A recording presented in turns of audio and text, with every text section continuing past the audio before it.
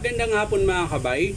So meron po akong approved repair dito mga kabay. Ang job number nito 39234. Ayan. Bali 8200 is po ang model nito mga kabay. DWE 8200S. Ang papalitan po nito mga kabay ay armature. Ayan. Bagong-bago po yan mga kabay. May kasama na siyang bearing tsaka sleeve. Pero sa harap wala pa po. So yung luma dyan sa armature nito, yun na lang na ang kakabit natin dito. Tapos switch, papalit din tayo. So tara mga kabay, samahan nyo ako. So yan mga kabay, nakalas na po. Yan. Tatanggalin na po natin yung carbon muna mga kabay. At baka po ay maputol.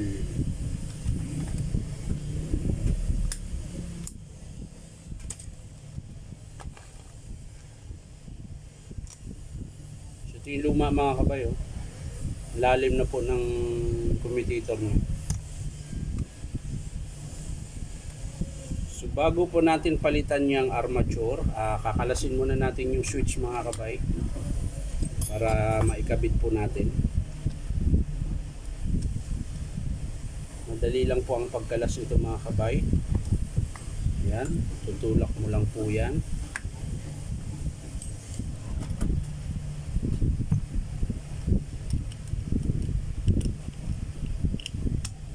Yan. So ito na po yung switch mga kabay. Natanggalin na po natin yan.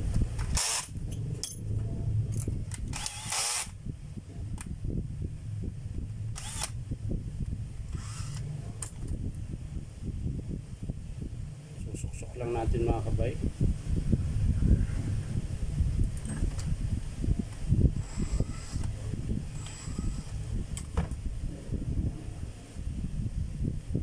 Sobrahan sa kalas, nagkalasan. Yan. So yan mga kabay, nakasuksok lang po yan dyan. Tapos hihigpitan nyo lang po yung screw. Yan. Ganun din po yung isa mga kabay. Yan. Suksok mo lang siya dyan. Tapos higpitan nyo lang.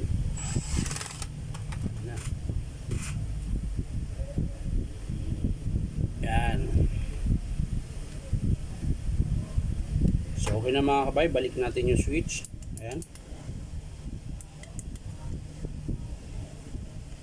Tutulak lang po yan mga kabay. Ayusin mo lang yung wire para hindi po maipit. Ayan. Yun. So yun na mga kabay, balik natin yung terminal na kinalas natin. Yun na. Ayos na mga kabay. Nakabit na yung switch. So ito na lang mga kabay yung sa armature. Lipat natin yung pinion. Pinion tsaka yung kanyang bearing. At syempre yung flange na plastic.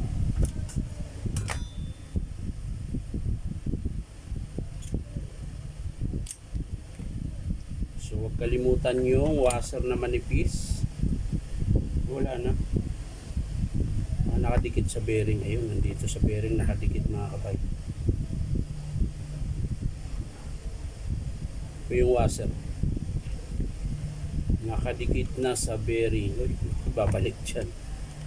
Dito. Ayan. Tapos yung pinion. At syempre yung nut. So higpitan na natin mga kabay. Yan. Mahigpit na po siya. So ikakabit na po natin mga kabay. Yan.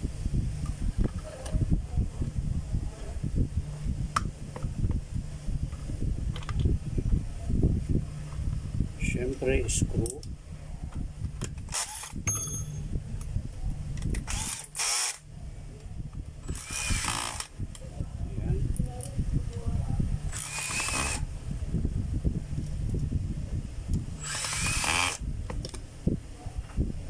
So yan mga kabay, kakabit na po natin yung kanyang carbon brush.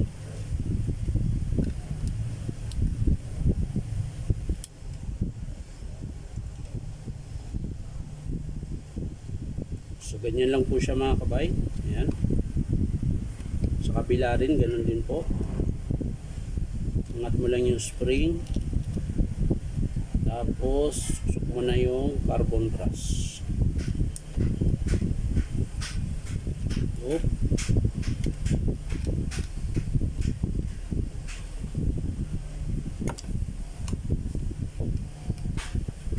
So yan mga kabay. Bago natin isara mga kabay, kailangan muna natin i-testing para malaman natin kung gumagana. Kaya mga kabay, nakasaksak na po yan. Titesting po natin.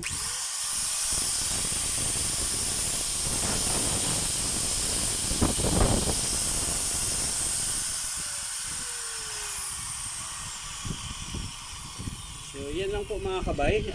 Pinalitan lang natin ay yung armature tsaka yung switch. Yan.